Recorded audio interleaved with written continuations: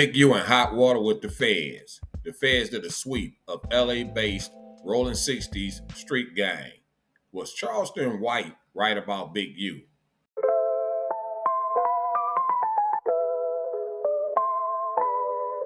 Tune in to Bus Up.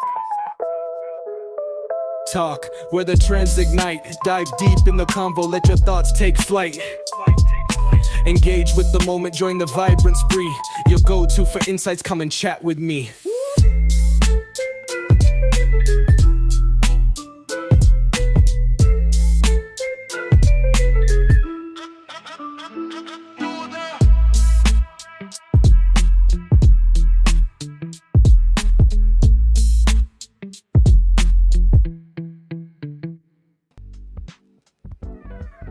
Thank you all for tuning in into today's episode of Podcast Talk, where I'm your host, Mr. LG. This is the place where I give my thoughts on trending topics, and today's story is heating up the vlog circuit. If you're new to the podcast, smash that subscribe and like buttons. And don't forget to hit the notification bell for updates on my latest episodes. You can follow me on X and IG for more content. And if you're feeling generous, please make a donation. Links will be in the description section. But before we dive into our main discussion, let's take a quick detour into the business world because, let me tell you, the market is looking uncertain. No corrections are in sight yet, but this could be the perfect time for savvy investors to buy the dip on stocks and crypto as I work to rebuild my portfolio. Now, back to why we came here today. BigU, you're in trouble, man. This isn't just any legal hassle. We're talking about the feds. It's one thing when the state comes knocking at your door, but when it's the federal government, watch out. All they need to do is tag you as a leader of a gang like the Rollin 60s, and bam, welcome to the RICO statute, where your life can change in an instant. It's reported that the Rollin 60s Crip operate like a mafia-style criminal enterprise, and that's no joke. Before we get deeper into this, I want to play a clip from a news report that has been circulating widely. Federal prosecutors say Eugene Henley Jr. is a longtime leader of the Rollin 60s Crips gang, but in recent years he's worked in entertainment and run a youth charity that the acting U.S. attorney now says was a front for his criminal enterprise. He has maintained the image of an entertainment industry entrepreneur running a music label and of somebody who gives back to the community here in Los Angeles. The facts alleged in the complaint paint a very different picture. It is one of a murderer, a thief, a liar. Henley Jr. is now a fugitive. The feds say he committed a series of racketeering crimes, including extortion, human trafficking, fraud, and the 2021 murder of an aspiring rapper.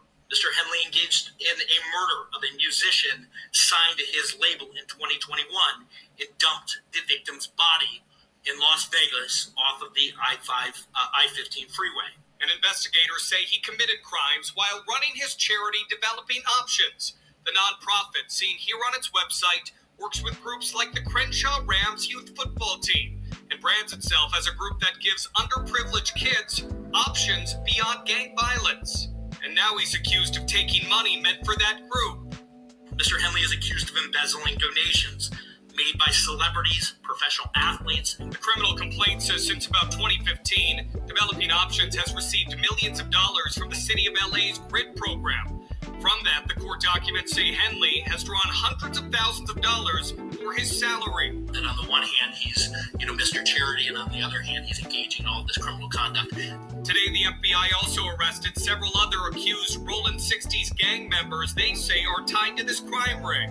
4 of the 19 defendants were already in custody, and 10 defendants were taken into custody in the last 24 hours. During this investigation, we recovered 49 weapons, 5 pounds of methamphetamines, 10,000 fentanyl pills, and large amounts of cash. The FBI said the Rollin 60s gang is among the largest in the country. As you heard, the reports have been sharply focused on BigU. We can't ignore Nipsey Hussle in this conversation. There's a lot of speculation about who ordered the hit on him. Black Sam, Nipsey's brother, believed it was an orchestrated attack, and it raised a lot of questions about Big U's involvement. In the immediate aftermath of Nipsey's death, CharlestonWhite was quick to point the fingers at Big U. Let me be clear, I don't claim to be an investigative journalist. I simply enjoy watching how these cases unfold over time. The feds allege that Big U has been running a serious criminal operation with accusations ranging from racketeering to murder. Gangs may not be known primarily for drugs, but they've got their hands in everything: extortion, human trafficking, you name it. Now here's something intriguing. Why haven't we seen more RICO charges laid against LA gangs? It's interesting because gangs like the Crips don't have a uniform leadership structure. That opens up a complex discussion about accountability and how authorities target specific subsets like the Rolling 60s in this case. Once they tie you to a gang, it's like opening a Pandora's box for a multitude of charges. Let's break down the situation around Eugene Henley Jr., better known as Big U. You all know he was Nipsey Hussle's manager and a founding member of the Rolling 60s neighborhood Crips.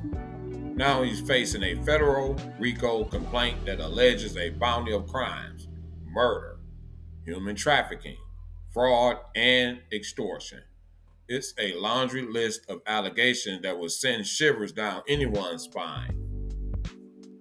The Justice Department isn't pulling any punches. They've charged 10 members and associates of the Rolling 60s with various federal crimes, including drug trafficking and racketeering conspiracy. Authorities are even hunting for 5 more alleged members, among them, guess who? Big U himself.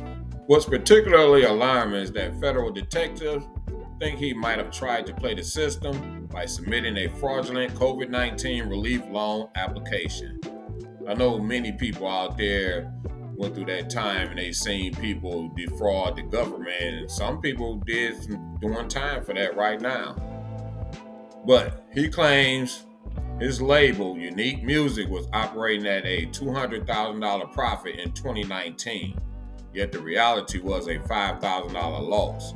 Red flags galore, folks. And it gets worse. His charity, Developing Options, meant to deter youth from gang violence and criminal activities, has also been implicated in dubious activities. Instead of using those celebrity donations for good, it seems Big U allegedly diverted the funds to his personal bank account. Can you believe that? When you look at the grand scheme of things, it creates a convoluted but fascinating narrative. Big U often presents himself as a figure focused on community outreach and gang intervention. But now, with this indictment, it's looking like organized crime. At 58 years old, this may very well be a death sentence for him in terms of freedom. It's conceivable that he may never see the streets again. So let's ponder what's next for Big U. Will his associates start talking? We already know that cooperating with authorities can make or break a case. The possibility exists that one of his guys may fold under pressure, leading the blame being shifted onto Big U. You best believe he'll try to create a spectacle around this case. He won't go down quietly. It's highly likely he won't be granted bond either, especially since he's on the run. Well, he may have been arrested by the time this podcast come out. This brings us back to the root question. Did he have any hand in the murder of Nipsey Hussle? In the game of the street life, especially the Crips and the Rolling 60s, nobody is bigger than the program. The higher you climb, the harder you fall. I visited LA on several occasions. I've been to South Central. I visited the Marathon Store area on Slauson and Crenshaw. I like to visit LA, but everything is not palm trees and beaches. It's a dark side, and the Crips have been a mainstay for generations. Crips and Bloods are worldwide. mostly due to hip-hop music. I think a mistake that these so-called street dudes do is try to mix in with rappers, and primarily black music execs, former drug dealers trying to hang out with the hip-hop world. We can look at Supreme for an example, trying to hang out with Murder Inc. It's a thumb rule out here in this world. Pay attention to this. Folks want you to do good. I'll say it again. Folks want you to do good, but not better than them. Folks have selfish ambitions. Sometimes folks put a bag on your head like Young Dolph, or it can take folks talking down about you behind your back. Maybe Nipsey Hussle went through that. Folks create the atmosphere, but the idiots pull the trigger, looking for stripes within the Rollin 60 gang. As we wrap up, I want you to think about BigU's duality. On one hand, he aims to represent redemption and positive change for the youth. Yet the federal investigation reveals a dark underbelly that paints a starkly different picture. In a world where images can be manipulated, and sometimes keep in mind as this story develops. I encourage everyone to stay tuned. This case is bound to unfold with shocking revelations that will keep us glued to our screens and phones.